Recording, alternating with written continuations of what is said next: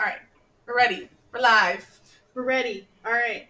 When things get hard and you don't think you can take it anymore, I'm Emmy, the birth wizard. And I'm Alex Barr. Here to remind you to breathe. We talk about uncomfortable surges and get you to open up about tough topics. This week is about what should doulas charge? Which I think is a great topic. What are we worth? So I was thinking first we could talk about, do you want to talk about what we charge first? Or do you want to talk about what goes into what we charge first? I think we should go into... We should prices right each other. Or do we already know each other's prices? Oh, damn it. I was going to be like higher or lower. If you guess $1 over, then I win. Let's just say it. Let's just say our prices, and then we explain why. Yeah. Because it might be more shocking for people to hear, like, pricing. And gotcha. then we can explain why we do what we do. All right. I charge $900 right now. All right. That's for birth, doula, all the stuff, 2 prenatals. 2 prenatals. Birth, 1 postpartum. 2 prenatals, 1 Which postpartum. Emmy hates. No, Emmy I don't hate it. She's like, 2 postpartum prenatals. Oh, hey, Deja. I don't hate it. You hate it a little bit. Way up there. You hate it a little bit, but okay. That's okay. So I'll go into my pricing. And I will quote you what I do as a solo doula. Okay. I do $1,500. You do more as a solo doula. Yeah. Interesting. Okay. Because I'm by myself. But my backups always get $250 of that. Mm-hmm. So I end up walking away with $1,250. Okay. Your backups get that just for being backups? Gotcha. Because my philosophy is I'm asking you to be on call. Mm-hmm. Even if there's a slim chance of you going, I'm going to make sure that you don't book a family vacation during the weeks that I need to do. It also have that security. It's security on their side as well because they're actually getting paid for that time. But it's also my security because that makes me more comfortable if, whatever reason I have to call them in, that they're going to be there. Yeah. I also keep them informed in it because then they're a part of the team rather than just like me being like, hey, friend, what you doing Saturday? Yeah. Nothing cool. What do you think about backing me up? Or right? Or like on Facebook. Hey, right. I need someone to go over this second. Right, exactly. So it just like takes care of it. And then I also have the expectation that particular backup is a part of a group chat as well. So, yeah. So that's what I charge. That comes with 1 prenatal, a class, which is a VBAC class or a general cesarean course or a general childbirth education class, a belly binding, and then photography on my phone. Which is a lot of stuff, yeah. It is a lot of stuff. Yeah. But, and then also me as your birth doula. So that's like $1,500. Yeah. How much do you charge with your partner? With my partner, for that same thing is $1,500. $1,500, okay, yeah. But I trade a quote, so that way you know I don't make a difference between with my partner or without her. Okay, that's what I was wondering. And it's because we treat essentially each other as assigned backups and splitting on calls. So yeah. I think $1,200 to $1,500 is probably like the range that most people end up going towards as they become more, at least here. Yeah. Here, like I saw like $900 to $1,200. The lowest was like $300 and the highest was like $2,000, which I hope that you make lots of money. I think that's awesome. Right. To answer your question, I do the belly binding. It's something that I find really neat. It's only about an hour and a half visit though, so I'm not there for very long. I'm basically doing it once for them, showing them how to do it. Yeah. Hands off, have them do it on their own, and then I'm like, here's a YouTube video. It's nice seeing you that's again. Part of your like postpartum visit, or it's okay. It's a separate postpartum visit. Yeah. Yeah. So. And so you do 1 prenatal? 1 prenatal, 1 postnatal. Yeah. Unless you do a belly binding session. I do have a lower tier package that's $1,250. Yeah. And that only comes with me being a birth doula. Yeah. 1 postnatal, 1 prenatal. That's it. Yeah. You didn't pay an extra $250 where you could have gotten a shit ton of stuff. Because you really want people to pay the $15. Yeah. yeah, my assumption is that as time goes on, my experience goes up, I'll charge more. But I felt like even when I charged $900 for my first clients, that was high compared to what a lot of other first time doulas are charging. Is And it? so let's see, the people who responded to us 2 weeks ago now, um, $300 for my certification births, $700 once I was in business. Oh, and this is someone who is a midwife, because she says my current doula rate is $1,600 because I'm overqualified. I mean, honestly, I would tell her to charge more than that. Yeah. If you're a full-fledged midwife. Yeah. And I'm seeing a lot of 500s and 300s. And so I did some research on the different. Ooh, you did research. Look at you. It wasn't like super fancy. It was just doula match and doula matching across the country a little bit. I like that. But so Phoenix was 900 to 1,200. Lowest was 300. Highest was like 2,000. And then I used New York as like this is the highest, and it was pretty close to like LA too. It was 13 to 1,800. The highest was 3,000, and the lowest was 400, which I really hope was like a typo, because $400 for birth doula services in New York City probably wasn't great. Maybe for their first like things, yeah, or maybe they specialize in low income families. Mm-hmm. Yeah. But I just couldn't imagine how you would survive. Yeah, and those, like, I love that you did the research, but I found that sometimes on doula match, people can be kind of sneaky to try and get in this lower tier, and so they're listing like what it would cost to do a childbirth class with them as their low side, and the high side being like all the shit, right? So that way they pop up on both sides. Yeah, that actually makes sense. But that's why I did the average, the highest, and the lowest ones that I saw. And then I did Atlanta, which doesn't have the highest cost of living, but they're about $850 to $1,600. The highest was like $2,200, and the lowest was $500. And then I did St. Louis, which is lower, like lower cost of living, and it was like $600 to $750. Wow. The lowest being $400 and the highest being $1,100. It's interesting that the lowest tend to be around $300 to $400. Mm-hmm. Yeah. As high as $500, and I would honestly put those in like a pretty similar tier. You're not talking hundreds of dollars. Yeah. $200. That's interesting. And that the very highest was 3,000. Yeah, and that was here, or that was in New York. New York. Here was the highest I saw was $2,000. Yeah. That's up there. And it was someone who had been practicing for a long time. Right. And so, right. Well, and I guess so then that's the other question. So what do we think goes into the cost of a doula? Because I wonder the people who are charging so little, and again, this is coming from someone who charged nothing. $0, which means I made negative dollars to be at people's births. Yes. For my first 5. Oh, deep breath. I always forget that detail. It's not like 1 or 2. Yeah, it's bad. But anyway, so I won that was some of those were very big learning experiences for me. Like, I remember feeling like, oh, I shouldn't get paid to do this. Everybody needs this. I need to provide this to everybody. But then you're in hour 12 of hip squeezes and you're like, no, I should be getting paid for this. What planted that idea, or did you come up with it, that everyone needs it, so I shouldn't charge? I think that's just my heart. Yeah. It's just my heart. You have a very kind heart. It's just my heart. Like, people need doulas. You know, it sucks when you can't afford stuff. And I'm a doula, and I can afford I see where it's going. Know, but I can afford to not charge. And that was the other thing that I think someone was saying, that what you should charge is how much you should need to live. Yeah. You know? And that's different for different people. That's different based on places that you live. Like, that's going to change. But, like, you can't provide the service if you're not charging enough. And that's what I wonder about the 300s and the 400s and the 500s is, like, are you making anything?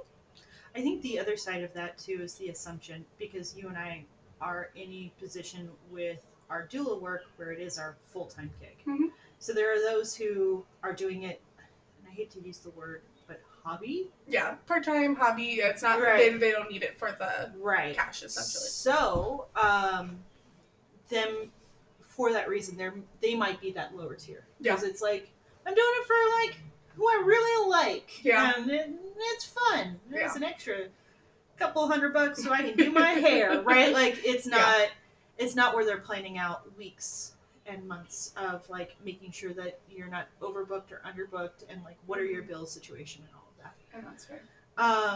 However, I've talked openly about this on several of these episodes now of like cost of your business, cost of your time, like the costs are there whether you see them or not. Like that's wear and tear on your car, that's wear and tear on like your body, like you were talking about hours.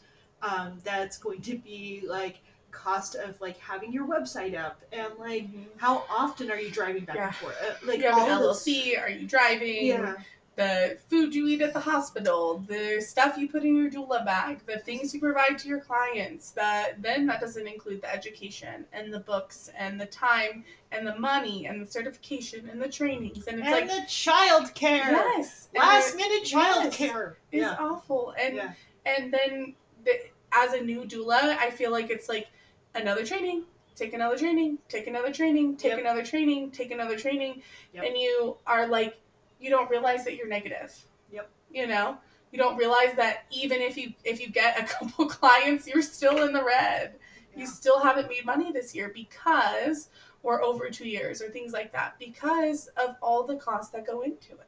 Yeah, and I think it's really easy, especially in doula work, to be like, oh yeah, lump of cash came to me, because a lot of people pay you up front, or at least like in half bulk. and half, right, in a bulk, so you have like $1,000 come at you, and you're like, I'm doing good, and then you look around, and you're like, oh shit, that was $2,000 worth of costs that just happened over the last month while I've been waiting on this $1,000. So I'm really big into making sure like you sit down and look at your costs before you set your prices. Because that's going to be way better for you. And if your cost is going to start you out at $2,000, then just be cool with it taking a while to get that client, but like stay where you're. That's where I feel when I hear new doulas charging so little or not knowing where to start. I feel like that comes from they feel the more they charge, the less likely they are to get hired. Right. And I don't know, because I would say that I feel the same way. I feel that if I said my cost is $1,500, I felt like, could I hold a candle to agencies or people have been doing this for a decade now? You know, that's where it feels. And so especially here, it feels like the costs and the level of doulas is kind of set. Like there's a ceiling, you know, and you have to work backwards from there based on your experience or your comfort level or things like that. That's interesting. And I think that's a valid point. Because I can't tell you how many comments I got when I was first starting out, and you can even find the old posts of my first 5 births. I discounted down to $500, which I did not hold because by my third one I was charging $1,000. And I heard so much from other doulas of like, oh my god, how could like you raise your prices so quickly? And it's like, yeah, because I need to do it. Like I felt more pressure to bring in more cash, and also like leaving my kids for the amount of time I was like, I had to show like this could be viable. Like, and again, it's a business at some point, and that's where it's like it's hard to. I think a lot of people want to separate that, or like they don't want to bring the business side into it because it is such a hard like work thing, and you know, 2 of my certification births were for like dear friends that I probably wouldn't have charged anyways, to be honest. But I still remember thinking like, I'm losing money to be here. And your doula doesn't want to think that. Like, you don't want your doula to think that. I don't want to think that. And of course, like I said, especially with the 2 that I was really close friends with, you know, that's okay. I'm all right with that. But there was 5 of them. So 2 out of 5 I would have done for free. You're a much nicer friend than me. I still charge. Yeah, and but it was the circumstances and oh all the yeah, other for things that add sure, to it, for you sure. know. And they were helping you out by getting your certification births out of the way, right? And I felt very pressured to finish my certification. Mm-hmm. We're in the middle of COVID. I had people who wanted to hire me, and I had to say no because I did not have a certification. And I didn't have an agency that or a certifying body that was going to give me a provisional certificate. And I had to turn down people who were willing to pay me because I couldn't go to the hospital. That's so sad. And so that's where I really felt like I have to get this done before I can start my business. I have to finish a certification before I can really try to market and things like that. Yeah, I can see that because I was the opposite. I was trying to get clients before I even got certified. Yeah. I did my doula course though in January, Mm-hmm. so it was a completely different thing. Yeah. It wasn't even on the horizon yet. Yeah. I mean, it was like starting to come over the edge, but we didn't see it coming. But and then once it hit and all of that, I somehow lucked my way into 2 births where one was virtual and another one was where I was going to be the sole support. Mm-hmm. So I didn't need the certification. And once it got to the point where I needed the certification, I just like cross-certified with somebody else to hand me the certification because I wasn't going to do all the work. Yeah. Which I wish I would have known about before I had started on that journey. This all to say, like, by my 3rd birth, so you guys heard about essentially my first 2. Mm-hmm. By my 3rd birth, that was a home birth. And that's when I was like, for me to be able to charge more and like get to the next place, because the home birth I charge $500. Yeah. Like I have to be certified and I have to kick up these prices because Yeah. I knew if I stayed in that lower tier, I was going to end up with people who might not call me to the birth, might not treat me as like a viable part of the team, and that was really the reason behind it. I want to be seen, and for them to know, look guys, I'm another person to answer to, and for me to answer to you, and to make this serious, we have to make it serious with money. Like, yeah, and I think people discount that fact because I had 2 experiences where people had hired me, one in person and one virtually, and it was for free. They quote hired me, but to get these certification births that never called me, you know, and that sucked. And I had put time into their prenatal. I had put time into like getting to know them, texting them, checking in on them, the same stuff that I would do for a paying client. Right. And then I'd be like, hey, haven't heard from you. Are you doing all right? Like, oh yeah, had the baby, you know, or, you know, so I had that happen twice. And that was the other part that I was like, this is why. Yeah, it is. You know. So the advice I always give to baby doulas or brand new doulas is whatever your rate is that you want to be on. Yeah. So choose it in your head after you've done your cost analysis. Choose it, set a number, and cut your rate in half for that amount of numbers, right? Mm-hmm. And that's like the easiest way to do it because one, it can come off as urgency of like, I'm only doing this for 3 families. That's it. Like, tell everyone. Yeah. Like, call your grandma, right? Whoever. It also sets the number for you because it's so easy to be like, oh, this person called me the same week as when this person got that price. And it technically didn't hire me yet, so I could still like, and then you just end up in that place where you're constantly giving someone a lesser price. Yeah. Because you're like, but what? Right? So it just like cuts that completely off. So where do you think the like? And I guess people have their different reasons for charging less or more. Yeah. What do you think the reason is? People are like afraid to charge what they're worth or their cost, or because we've trained AFABs to not value themselves and their services. I knew that was coming. Our society has trained assigned female at birth individuals that they don't have value in their services or trade.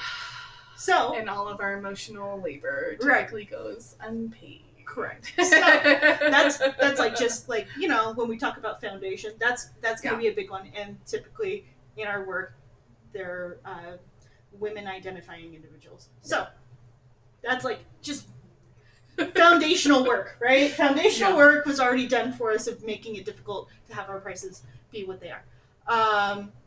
Second tier going on there is that, and this is where I talk shit about doula organizations. I'm here for it. They don't train people on the business side of doula work. And that's absolutely true. So That is so true. they're not going through cost analysis with you. They're not going through what it looks like to have several clients, or like the systems you should have in place, or how to set up an LLC, or any of that. So most people are setting these prices with no understanding of what that pricing is or does for you. So there's that. Yeah. That second level. People don't understand why they're setting a price or how or anything. They're like, I don't know. I want to do a match. Everyone's charging like this, so I'm going to charge that, right? Yeah. So that's the second tier. Third tier is it's a confidence thing. Yeah. I think that's well, and so then that's my other thought is, do you feel that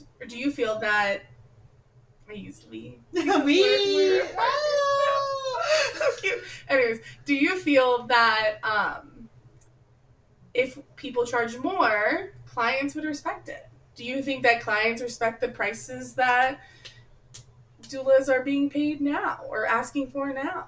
So I think that's a twofold answer. I think the educated client, the one who already has been learning about doulas and the roles we play, and maybe has an understanding of the medical system and how it'll work with them or against them, will come to a doula, and who has capital behind them, because let's also make that aware, like some people have that means. Yeah. But let's assume it's that. They'll say yes. Yeah. Because I've seen them say yes. Yeah. I mean, we've all had that client where we're like, I'm going to throw out a crazy number. And you're like, cool, they just Venmo'd me all of it now in the consultation. So, shit, I should have done an extra $500. Like, but we've all had that person. And it doesn't matter if it's doula work or any sort of work. We've all had that moment of like, you were going to pay me what?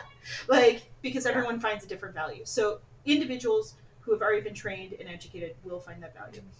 The mass populace might be harder to convince. However, I go off of the idea, I'm not looking for the mass populace. Yeah. That's not my clientele. Yeah, and that's where I wonder if maybe people without niches or people who are trying to, how do we encourage the mass populace? How do we teach that? Is that our job? Stop advertising on the mom groups that you're going to do a birth for free. Sorry, I'm just going to say that's how you stop it. Fair. Yeah. Stop it. Stop offering prices that are so low. Stop offering births for free. Things like that. That's how you do it. You don't have to, like, and I want to make it clear, like, obviously individuals whose families are not able to come up with that capital for you, and you do it out of the kindness of your heart, or if that's who you want your certifying births to be, great, all of that. But when you advertise to the grand populace on the mom boards at your church or whatever it may be, it's not just the pregnant person who hires you that hears that. Yeah. It's the 4 other pregnant people there who hear it, and they're like, oh, I hear the going rate is free. Or $300. Right, or it's $300. So then they interview a bunch of doulas. And they're like, why is it not $300? Yeah. And that person I've also interacted with. In fact, the very one that I'm thinking of right now, she called me from out of state, flipping out. She was like 30 weeks pregnant because they were going to be moving from out of state. Didn't know where to start. Didn't know anything. She's like, and I typed in doula and Chandler because we're going to move there, and I found you. And is everything SEO game is no. And I found you, and so I talked her through it, and we had a lovely conversation. She's like, tell me your price. And I told her, and she was like, got it. Books a consultation so her husband can meet me, and immediately he was like, that's too much. Because he wasn't there during the conversation where I consoled his wife, where I made sure that she felt safe, like that everything was going to be okay. Where you doulaed her. Where I doulaed her. Yeah. And I gave her resources, and she was able to like start out on her path even before arriving. Mind you, they were going to move on her due week. Yeah, rough. Yeah. I found out a week after that consultation, he was calling doulas in the area, price checking us. And I'm sure most of them said somewhere around there. Yeah, they did. And they ended up with someone around the same price. Yeah. Which, am I upset they didn't go with me? Not really, because I wouldn't want to deal with them. But also, I think it does show, like, sometimes it is literally the person being like, where can I get the best deal, and is this worth it? Yeah. Which, that's up to you if you want to take that person. Yeah. But I think the way around it is stop advertising free births in a very public way. Say that you're doing discounted births, and when the person arrives, you can like determine what you want that price to be, which I think is great. I think for the public to also respect us is a lot more education needs to be done. Mm-hmm. You should not be finding out about doulas when you get a positive pregnancy test. I really wish there was a way for me to be inside of the high schools right now so I could do career day or something, because I would love to be able to talk about this as a legit career. Mm-hmm. Just like I would bring a midwife with me, a home birth, and one who does only hospital births, midwife with me, so that people could get exposed to this way before. Because people are so... And that was the other thing is I had posted something on my own page the other day about what a doula is. And so many doulas, but like beneath it were like, yeah, everybody thinks I delivers babies. Right. Everybody thinks I'm a midwife. Yeah. What was the other one? Like, I got multiple comments about that. And I think that's so interesting. Yeah.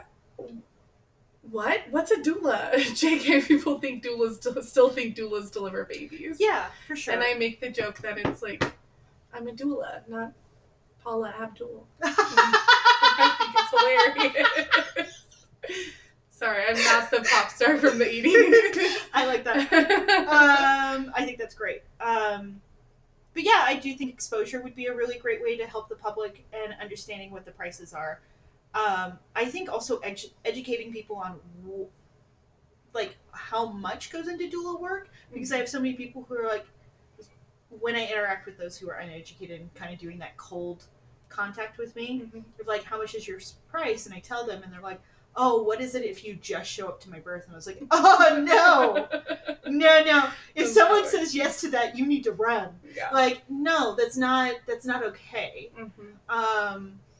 And I am not someone who is ever going to like endorse that. Yeah. But that is the idea of like, why do you need to meet me before and like after, and you're here for birth. Yeah. It's like, oh, I'm here but for even life. that, if you really thought that a doula was just to show up for birth, at birth, why do you need them? Right? That's it. You could just go to the hospital and have your nurses and have your, the people who are going to be strangers anyways. Why would you pay the money? Because that's that part. They still want you as the advocate. So they're educated enough to understand how much that they need an advocate. That you can do so much for them during their birth. They don't understand that those are tools I have to put into your tool basket before we arrive to the birth, and then like after the birth, because let's be real, you learn advocacy a lot of times during pregnancy, so you can use those tools for a child that's in your life that you have to advocate for. Yeah. And if they don't have the understanding that I am here to educate you on those tools, those boundaries, those like all that mental stuff that you're going to need when you go into parenthood, again, they're not the client for me. But again, then because they're still just focusing on the birth and not on postpartum, and I feel like a lot of people don't think about that. Like, they don't think about what postpartum is going to be like, or the tools that they're going to need for it, or how their birth and how they feel about it is going to impact parenting, and it's going to impact healing from their birth and things like that. Like, they're just so unaware of all that's waiting for them on the other side of birth and, pregnancy and all of that stuff. Yeah, for sure. They forget that, oh, right, the baby's coming home with us. Well, and because I've heard a lot, like, oh, my next birth, I'll do a midwife and a doula. Yeah. I hear that a lot. I see that a lot. The other thing I see a lot is that, oh, can I just hire a doula to, like, make sure that the hospital, the doctors, the nurses don't do things that I don't want. Yeah. And, like, I don't need them there for the birth. I got that. But I just need someone there to be, like, make sure they don't, like, give the baby things that I don't want and, like, follow my wishes in that way. Right. So it's just like the I guess it's not a misunderstanding per se, because different people are going to want different things from their doula. But it does kind of feel like a misunderstanding, it's an incomplete picture. I think it's a better way to note that one, because they do understand an element of the work. They don't understand the full picture of it, and then after they get shown the full picture, they'll determine whether that's worth their time or not. Man, our chat is like going. It's exciting to see you guys over there. I would have loved you over on Twitch so I could actually see. I need my glasses now to see that. I think birthing people need more education about pregnancy and childbirth in itself to even understand that they need an advocate in those situations. And that is absolutely right. That they don't understand enough what's waiting for them in pregnancy and in birth. Can you read it? No. I tried. I'm sure if I was a little bit closer. It's cool. It's all right. But it is, I do think that that's a huge part of this. And I think that would help pricing, right? And those of you who are true fans who have subscribed to us on YouTube, saw our bonus episode where we talked about one of the memes that drive me nuts. And I do think it should be noted in there, this is what they're talking about. Yeah. And I think this is truly what they're trying to tackle with doula costs and all of that. If you guys aren't aware, we did a meme reaction.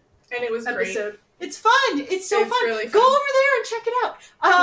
It's on YouTube, and like you can watch it whenever and listen to it in your car. But I do a reaction to a meme where, and I'm sure you guys have seen it if you're a doula or a birth worker. Half of it is the regular cost or average cost of a wedding, and the other half is like what you pay for the average of like extras of birth support, as in like a postpartum doula, a photographer, a class, and a birth doula, and how much wildly lower it is. I do think it is a fair thing to bring up when we're talking about costs and what we're willing to spend money on. I don't love that meme still because of the classism in it, but whatever. Yeah. But I will say that it does form to that, because we have plenty of TV shows of like, there's literally one on HGTV of wedding planners being like, if you hire me, then I'll save you more money than what you spent on me. Yeah. And that's the whole gimmick, right? And then you watch the whole episode to see how they like cut corners but still made it look beautiful. I wish there was an equivalency for doulas. Hire me and I will show you the difference in how many therapy appointments you have to go to.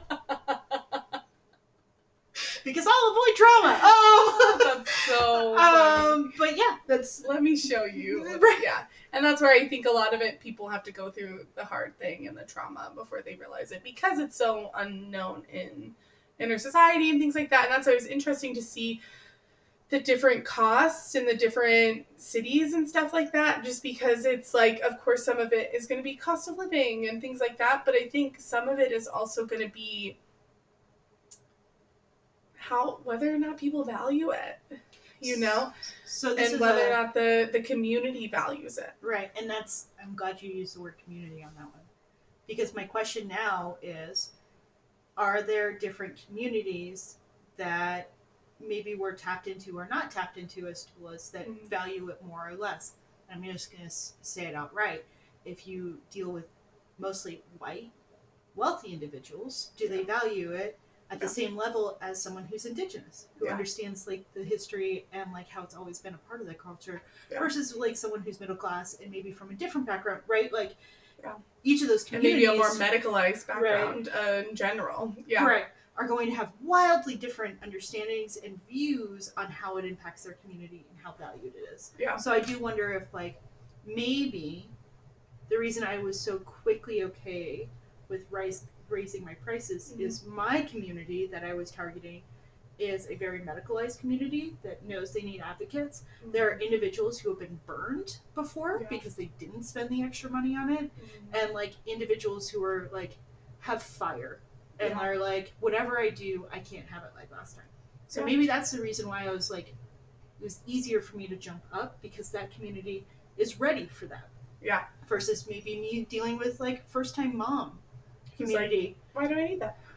Either they're like, why do I need that? Or like, do you take pictures? Yeah. I would love pictures. Like, totally different understanding. You don't even want to hear my opinion on no, we won't go there. doulas and birth adoptions. We won't go there. But I do think that's an interesting idea. Mm-hmm. Like, maybe it's the community I'm existing in and my privilege in where I am of being able to be like, what the fuck, guys? Just raise your prices. Just do it. And that's where that niche episode, the niche episode we did 2 weeks ago, really plays into that. Because if it is a niche, it's because you found a need. You found a need that people will pay for. Like you said, they need it.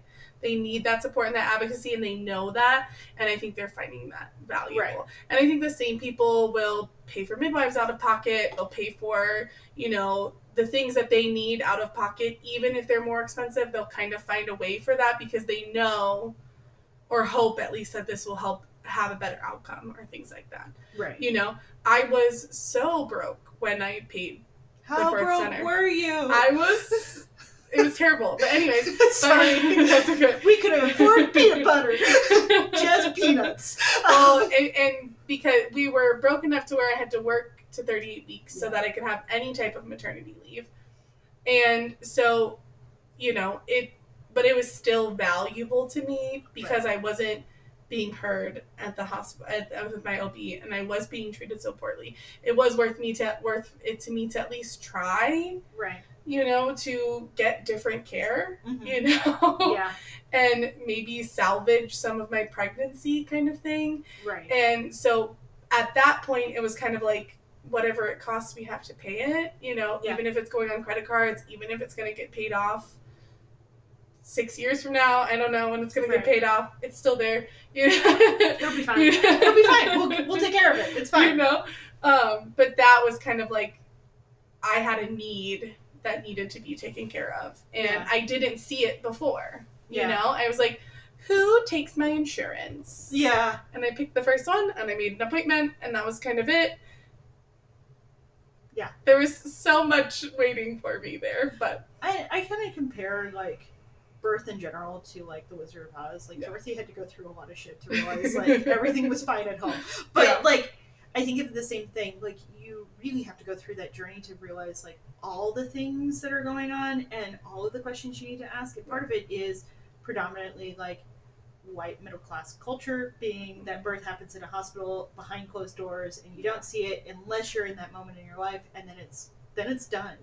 Yeah. Because the average person has 2 babies, so they see 2 births. They see 2 births, their own, and that's a combination of pregnancy time of 18 months. Mm-hmm. That's it. Like, and so usually they spread it years apart. Yeah. And so they think it's the same culture and environment that they're entering again, which being a doula only for almost 2 years now, holy crap, it has changed so much in these 2 years of the places I recommend for people to go to, because the practices can change that quickly. So loudly. Yes. They can change that quickly, but we're still trying to get them to allow, people to eat during labor. Right. Yeah. But not labor on their back. You'll have but everything else will change. You'll have it to where someone birthed somewhere 2 years ago, and then that hospital is like completely done a 180 on their policies. Yeah. And you're like, oh, I don't think that's a great idea, that spot. Or that office really lost all of its great people like a year and a half ago, and like so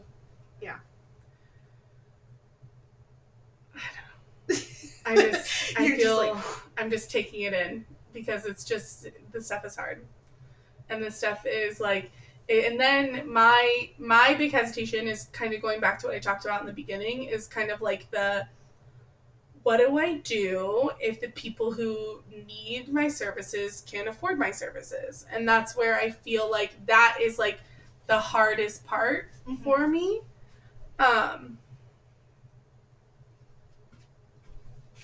I'm listening. Okay.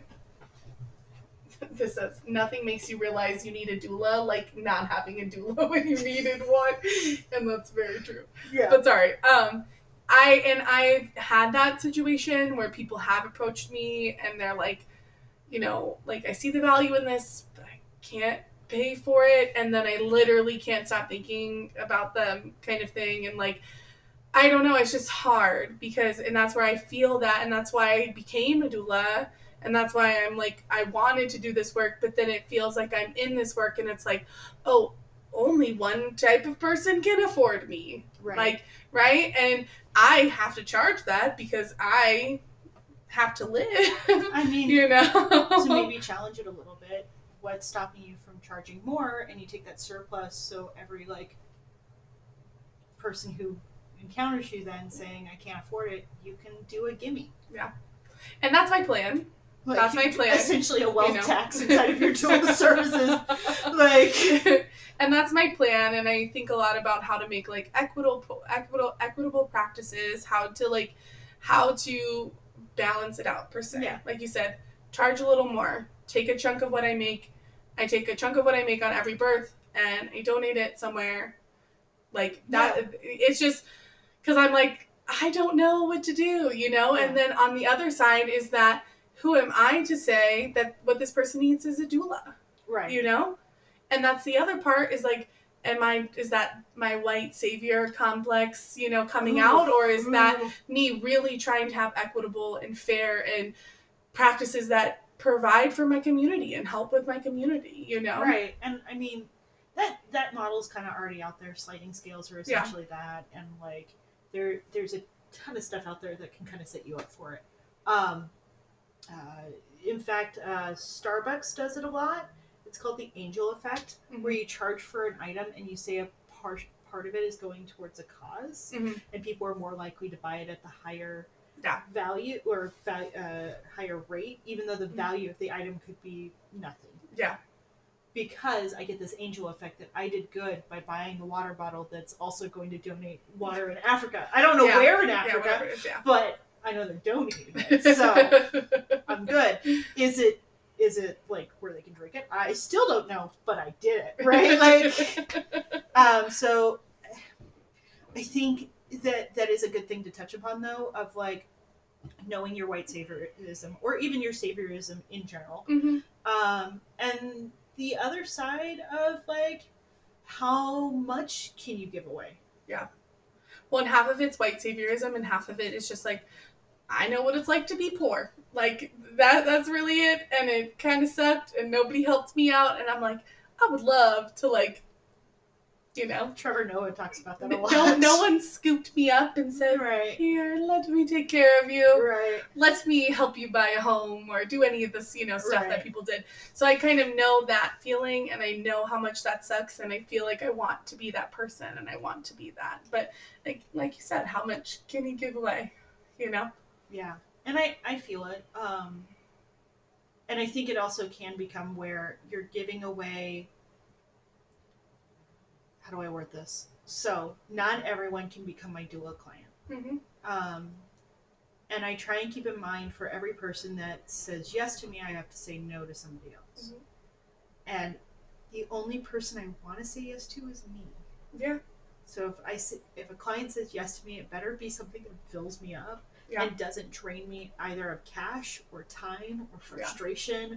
Like, I really want to be stoked about going to that particular person's birth instead of being like, oh, I gotta go now. Right? Yeah. And because that's the worst. And I don't know, because the person that I was thinking about is someone that I did a consult with, and I just was like, oh my God, I want to be there so bad. And like, we connected, and I, you know, and she was like, well, let me talk to my boyfriend. And then it was like, can't afford it. And I was literally like days later still thinking about her. And I was like, what if I did it for half off? But like, you know, because I really, really wanted to be there kind of thing. And that still wasn't enough. But I tried something, you know, but it feels like I struggle with the money thing. I really do, you know. I struggle with how much to charge. I struggle with, like, I should get paid for this. Like, I'm doing those free births, and I'm like, I am losing money to be here right now. And I care about this person, and I want them to have a really good birth. I shouldn't be thinking about money at that point. And in that moment, I was like, that's why you charge. Yep. You charge people so that it is worth your time, you know? So that you aren't losing money, so you don't get burnt out, so you can buy a smoothie on the way home before you go, you know what I'm saying? Yeah. Like, so you can do something, you know? And then we've talked about this with backup doulas before. Right. If you're charging $350 or $500, are you going to call your backup? Right. No, you're not. No, you're not. Shouts out to my backup doula who came and backed up a free birth for me. She's an angel. Yeah. But you're not going to call your doula, your No. backup doula. No.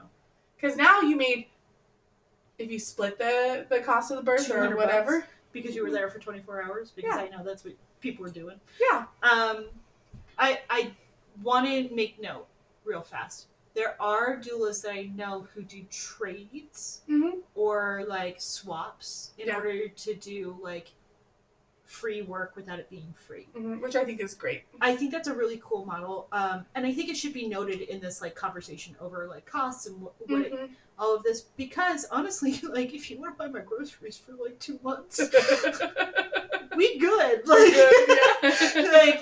because that's an easier thing for you to do. You don't have the capital per se, but like you want to like help my husband. Like your husband is a mechanic and he'll fix my husband's car. I'm here for it. Yeah. But I'll come to your birth for that. I'm a big fan of a trade. Right. Yeah. So I want to make sure that's noted in this like universe. If the trade is of equal value of what you would give, like go for it, or what you perceive as equal value. Because what I just described, someone would be like, why would you want your husband's like sidecar fixed up? And they don't know my story of having it in my garage for 10 years. And so it needs to be done. Right. Finished. Right. So whereas they're like, no, I would want like whatever thing. So I think that should be noted in this, if like, you know, making sure you're getting the value out of it, and it's what you're saying of like burnout and making sure I can have a smoothie when I go home. Yeah, because the burnout is real, and being poor is real, and being that broke is real, you know, and to put in that much emotional and physical labor and things like that. I didn't have a problem charging $900 for my first paying births, not my first birth, my first paying birth, you know, and I understood that this is for 2 or 3 births, and then we're going up, and things that, you know, and that was my mindset, because it's, you provide a lot, you do, you know, and the work that you do and the education that you have is valuable, and I don't know if people see that, and especially newbies, it's kind of like, well, I'm not a doula yet, I'm not enough of a doula yet, or I'm not prepared yet, and that's so not true. Because I know you were at that party with me. How many times there was a party that we both went to with a bunch of doulas at it. It was like a doula meetup. How many doulas did I tell the whole thing where they're like, I'm a doula in training? I'm like, the moment you call yourself a doula, you're a doula. Stop calling yourself in training. Yeah. And I think a doula is in spirit. I don't think a doula is in a certain type of education, and that's where I think the pressure to pay for training after training after training comes from, is like, well, if I know more, people will hire me. If I have more certifications, people will hire me. Or if I have the correct certification, because that's a thing too. Yeah. And then the other thing is that, which I've run into myself kind of, is like, I have my birth doula certification, and then I'm like, okay, I'm struggling to market this business. Let me do a different business. Let me be a childbirth educator. I have to market that business too. Like, I have to keep marketing the things that I'm doing, otherwise I don't get to do them. Which, damn it! It's the bane of my existence, is marketing, which everybody knows because I talk shit about it all the time. I don't want to market. I just want people to know who I am. I think one day we gotta do like a whole episode where I just like help you with marketing. It's just a study episode where it's really quiet and I'm giving you worksheets. It's just like, I know the how to do it. I don't want to do it. Right. It's not my jam. That's not why I'm doing it, you know. Yeah, for sure. I think some people are awesome at it, and I'm like, everything is pointless. Social media is a virus. All right, Wednesday. I have my Wednesday moments. Right. It's so funny. But you are right, because there is that pressure to add on other things. Like, I knew the moment I entered this like space, I was going to want to be an educator. My very first, they're up there. My very first business cards literally had written on there, before I was even certified, VBAC doula and educator. Yeah. That was what was written on it. It was your prophecy. Right. Yeah. Not only a prophecy, but I knew that's what I would have to do in order to like start things going. Yeah. And that was a lot of upstart costs that aren't available to people. So there is that pressure. And then if you're not making cash and you're having to do it, also adding on, like, Yeah. It's hard. It's really hard. And I feel for every person that's like adding things and adding things. And it's like, I would encourage to those who are listening, like, if you're adding on because that's what you want to do, I think that's great. If you're adding on because it's going to magically make you feel like more of a doula, I don't think I don't think that's going to have the impact that you wanted to. No, it's I not. don't think there's a number of trainings and certifications that's going to make you feel like a doula. You know? Because your doula was always in here. That's what I said. Yeah. Yes. A doula is in spirit, not in training or education. Right. And that's where I find, like, I meet a lot of doulas, even brand new ones, and I know they're doulas. Yeah. I can feel it. Yeah. Because it's all about their heart, and like it radiates from them. Yeah, for sure. You know? And the education comes, you know, and the situational education comes too. Like, what do I do in this exact situation? All that stuff comes. Yeah. All that stuff comes. Just as like affirmation too, it's okay for you to come into doula work and like start this all out and be like, this is a shit show. This is not what I imagined. Never mind, I don't want to be a doula. Because like like Alex is saying, you'll always be a doula, even if you don't market yourself that way anymore. Yeah. Or like that's not what you end up doing and it ended up being a stepping stone towards something else. Yeah. So yeah, just like be okay with also like being bad at this and like marketing yourself and knowing costs. I was so afraid that I was that. going to be bad at it, and then I went to my first birth and I was like, no, this is it. Right. You know? So to that point, after your first birth, would you have been ready to raise your price already? Like after that confidence surge, would you have been like, if there was no overseer to you, right? After that first free birth, would you have been like, next one, I'm going to do more? No. It was my third one when it clicked. Oh, really? It was my second and third birth. So I was like, or it was third and fourth. Okay. Sorry, third and fourth. It was my third birth. Third and fourth happened at the same time, but it was right. in my third birth that I was like, I should get paid for this. That's funny. You know? My first birth, it was the click. Yeah. But my third one was the one that we've talked about, very haunting, very like, whew, like I have some unpacking to do after this. My first was that way. Yeah. I was like, I've got some, like, it's not all, because my first two births were so magical, beautiful. They were intense, but they were still like textbook second time births, you know? Oh. And water births, and so beautiful, you know? But yeah. They're not all like that. Yeah, so. My very first birth was a really rough birth. Yeah. And it's the only time I did not charge. Yeah. And it was because it was a friend of mine and she was going to be laboring by herself. And I was no. But that one was one that haunts me still. And it was after that one I was like, ha, we're gonna charge. And we're going to up these prices fast.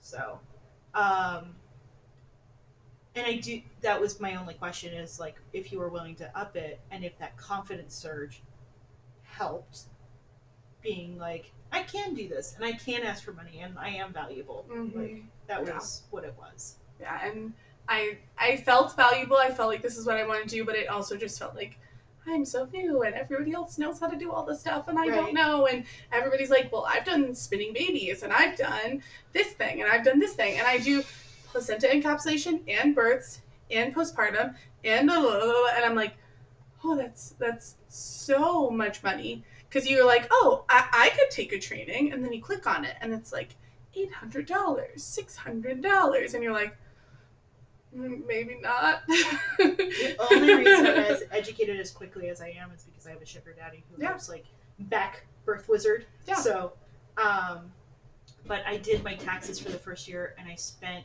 close to $4,000. That's a semester at college. At like university. That's not me going to community college. Yeah, that would have paid for like a real one. Yeah. Yeah, it's been a lot of education. So and that's only because he was willing to back me. Yeah. Like, which everybody needs to. We need to find investors for this. Right. I was just gonna read through some of our comments on this live. Someone says, I charge $900 and we'll do a discount for people if they need lower costs, but I don't advertise that. It's a case-by-case basis. See, there you go. Which, the sliding scale, I think that's great.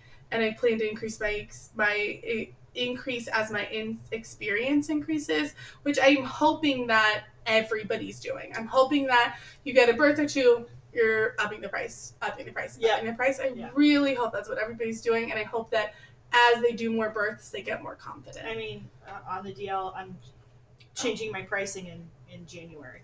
Look at you. So because it's time.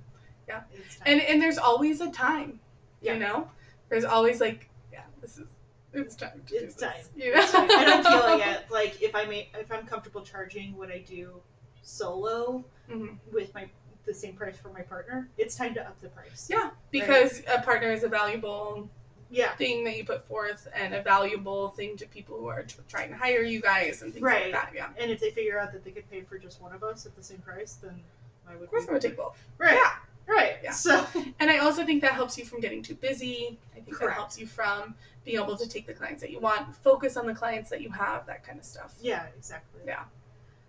Cool. So I think that was perfect. I think so. And we ended with those cute little affirmations. Like, you can do it. You're a doula already. Right. I promise. But yeah, I can't wait for us to do this again next week. Yay! All right. Yay. I have been Alex Barr. And I'm Emmy, the birth wizard. Yay! And we will see you soon, and watch our past episodes on YouTube or listen to them on Spotify, and come see us next week on Twitch. Dancing.